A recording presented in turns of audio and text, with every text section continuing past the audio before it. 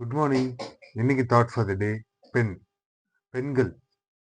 பெண்கள் நம் நாட்டில் கண்கள். பெண்களை பத்தி பேசணும்னா பேசிக்கிட்டே இருக்கலாம். ரொம்ப பலவீனமான ஒரு பெண் அப்படின்னு சொல்றதை விட, அந்த பலவீனத்திலையும் டெய்லியும் உங்க ப்ராப்ளம்ஸை ஃபேஸ் பண்றதுலயும் சரி, டெய்லியும் பெண்ணா பிறக்கிறது ரொம்ப அரிது. பெண்ணா பிறந்துட்டா பல பாடுகளை படணும்.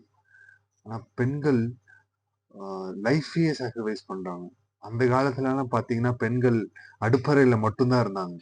இப்போ இந்த காலத்துல பெண்கள் அநேகர் தன்னுடைய எஜுகேஷன் லெவல்ல இன்னும் இன்னும் இன்னும் நல்லா படிச்சு சமுதாயத்துக்கெல்லாம் ப்ரௌட் மூமெண்ட் கொடுத்துருக்காங்க. பெண்கள் நம் நாட்டின் கண்கள். பெண்களை நம்ம காக்க வேணும்.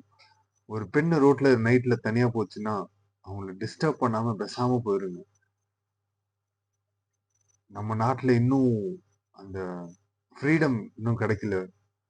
ஒரு 2 நாளைக்கு முன்னாடி தான் இண்டிபெண்டன்ஸ் டே கொண்டாடணும். எப்போ உண்மையான சுதந்திரம்னா, ஒரு பெண் நைட்ல 1 மணிக்குனாலும் பாதுகாப்பா தன்னுடைய வீட்டுக்கு போறாளோ, தனியா தன்னுடைய வீட்டுக்கு பாதுகாப்பா போறாளோ, அன்னைக்கு தான் நம் நாட்டின் சுதந்திர நாள்.